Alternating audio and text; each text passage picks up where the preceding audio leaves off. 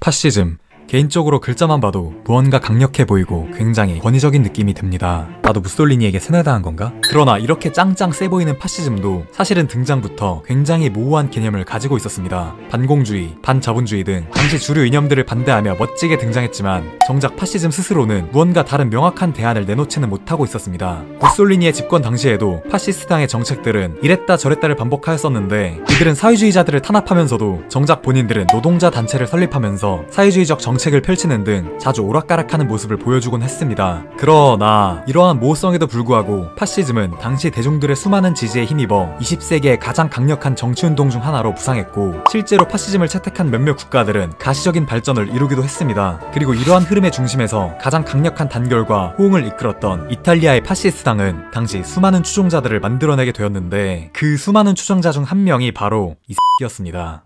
무솔리니가 파시스트당을 창설했던 1919년 당시 아돌프 히틀러는 독일 노동자당의 일개 당원일 뿐이었습니다. 그 또한 무솔리니와 마찬가지로 처음엔 사회주의 혁명을 부르짖는 반정부 성향을 띠고 있었습니다. 당시에도 특유의 카리스마와 달변 능력을 뽐냈던 히틀러는 타고난 특유의 말솜씨를 통해 당에서 가장 뛰어난 연설가라는 타이틀을 거머쥐며 빠르게 인지도를 쌓아가기 시작했습니다. 한편 그가 속한 독일 노동자당은 1920년대에 당의 명칭을 새롭게 바꾸게 되는데 이것이 바로 국가사회주의 독일 노동자당 나치오날 조치 알리스티시의 도이치 아르바이터 파르타이, 줄여서 나치당입니다. 이 나치당에서 열심히 입을 털며 인지도를 쌓아온 히틀러는 1921년에 이르러서는 이 말빨 하나로 일개 당원에서 당의 지도자의 자리까지 우뚝 올라서게 됩니다. 그로부터 1년 뒤 이탈리아에서는 무솔리니에 의한 로마 진군이 감행되어 파시스트 당이 정권을 쟁취하는 사태가 벌어지게 됩니다. 이 소식은 유럽과 북미 전역에 빠르게 전파되었고 무솔리니의 행보에 크게 감명을 받은 히틀러는 자신도 무솔리니와 같은 대단한 혁명가가 되고 싶다는 생각을 하게 됩니다. 그리고 1년 뒤인 1923년 히틀러는 약 3,000명에 달하는 나치 당원들을 이끌고 로마 진군을 베낀 베를린 진군을 감행하게 됩니다.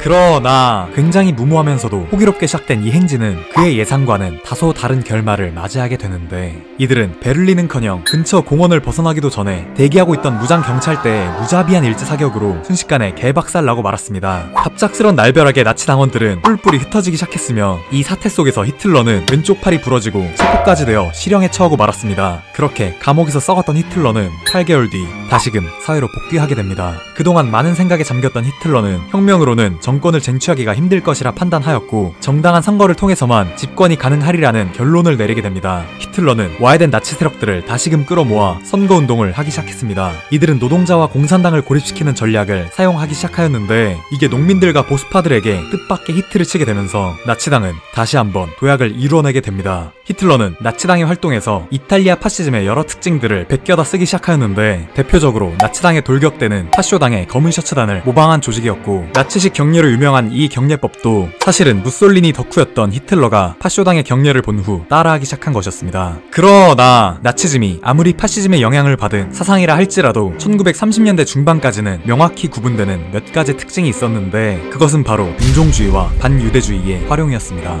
히틀러가 아리아 인종에 대한 우월성을 강조하며 유대인을 무차별적으로 학살해왔던 것과는 달리 이탈리아의 파시즘은 30년대 이전까지만 해도 이러한 인종차별적 행보는 상대적으로 미약했습니다. 물론 아예 없다고는 할 수 없었지만 국가의 주요 사상으로서 대놓고 인종주의를 내세우지는 않았다는 것입니다. 아무튼 이처럼 히틀러가 조금씩 스스로의 세력을 규합시키고 있던 과정에서 1929년 미국발 세계 대공황이 하고 터져버리게 됩니다. 이 사건으로 독일의 경제 상황은 파국으로 치닫게 되는데 이러한 독일의 내부적 위기는 히틀러와 나치당에게는 잭팟이 터진 것과 다름이 없었습니다. 국민들은 극단적 사상에 열광하며 독일의 부흥을 부르짖었고 이러한 상황에서 파시즘은 날개 놓친 듯이 팔려나가기 시작했습니다. 그리고 1933년 히틀러는 마침내 총리의 자리까지 오르는 기염을 토하게 됩니다. 이러한 히틀러와 나치당의 소식은 무솔리니의 귀에까지 들려오기 시작하였는데 처음에는 그들을 단지 위험한 경쟁자로 여기고 있던 그도 점차 이들과의 협력이 이탈리아 세력 확장에 도움이 될 것이라 판단하면서 나치에 대해 조금씩 호의적인 시선으로 바라보기 시작합니다.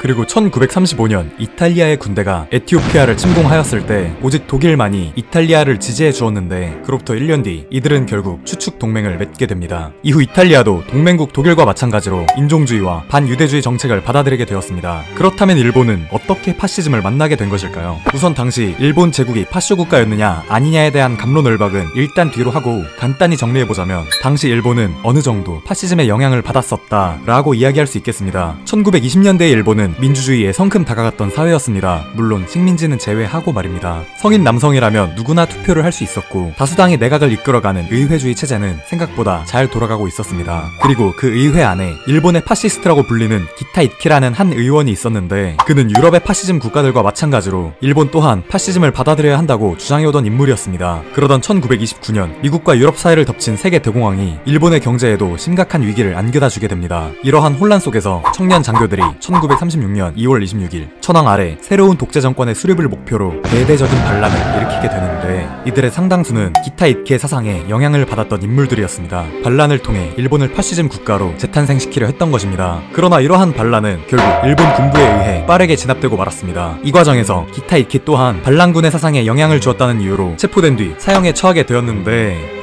그런데 이렇게 파시스트들을 조져왔던 일본이 어떻게 파시즘의 영향을 받았다고 할 수 있는 거죠? 그것은 바로 이후 일본 내각과 천황의 흥미로운 행보들 때문이었습니다. 이전부터 의회를 호시탐탐 넘보고 있던 일본 군부들은 이번 반란군 진압 사태를 통해 막대한 영향력을 확보하여 내각을 좌우하게 됩니다. 그리고 당시 내각의 총리였던 고노에 후미마로는 쇼와 연구회라는 정책 연구기관을 설립하여 이곳에서 제시하는 조언들을 정부의 정책에 반영하기 시작하였는데 중요한 것은 이 쇼와 연구회가 파시즘적 정책들을 연구해온 단체라는 것입니다. 일본 정부는 이 기관에서 제시되는 정책들을 취사선택하며 적절히 활용해 왔었는데 이것이 바로 일본 제국이 파시즘의 영향을 받았었다는 가장 큰 근거라고 할 수 있습니다. 하지만 당시 일본에는 파시즘 형성 과정에서 가장 중요한 두 가지 요소가 배제되어 있었습니다. 첫 번째는 지도자들과 경쟁을 벌이는 공식 파시스트 정당이 없었다는 것이고 두 번째는 파시즘을 향한 자발적인 대중운동이 전무했다는 것입니다. 이 두 가지 요소가 빠져있던 당시 일본에 대해 파시즘 국가라고 주장하는 것은 무리가 있다고 할 수 있습니다. 따라서 당시 일본을 파시즘 국가로 보기보다는 파시즘이라는 조미료를 솔솔 뿌린 군부 독재 국가 정도로 이해하는 것이 더 정확하다고 할 수 있겠습니다. 아무튼 이렇게 군국주의 국가로 탈바꿈한 일본은 독일, 이탈리아와 함께 삼국 동맹조약을 맺으며 추축국 라인을 형성하게 됩니다. 그리고 이들은 세계 지배라는 엄청난 꿈을 지닌 채 연합국과의 한판 승부를 벌이게 되는데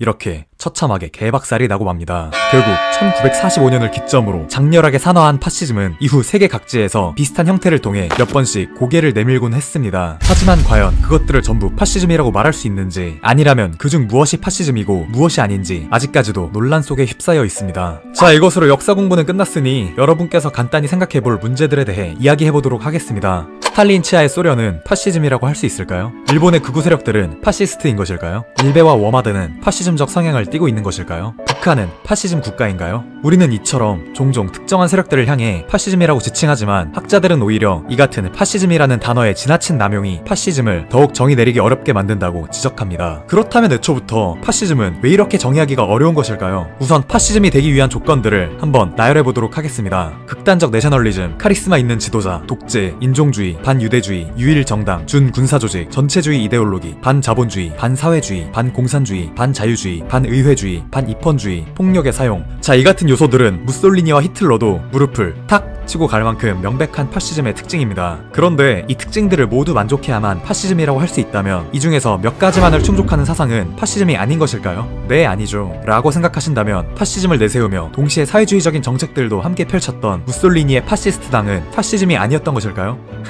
파시즘은 이처럼 개념적 정의가 매우 까다롭다는 문제를 안고 있습니다. 또한 더 나아가 파시즘은 하나의 사상으로서도 커다란 결함을 지니고 있는데 이는 바로 학자들마다의 주장이 전부 제각각이라는 것입니다. 이를 달리 말하면 파시즘의 정의는 학자들의 수만큼이나 존재한다는 의미가 됩니다. 참 골치가 아프네요. 이처럼 파시즘은 말도 많고 탈도 많은 아주 귀여운 녀석입니다. 정말 깨물어 버리고 싶네요. 영상을 보신 후 뭔가 알듯 말듯 아리송함을 느꼈다면 제대로 시청하신 게 맞습니다. 이것으로 파시즘에 대한 영상을 마치도록 하겠습니다.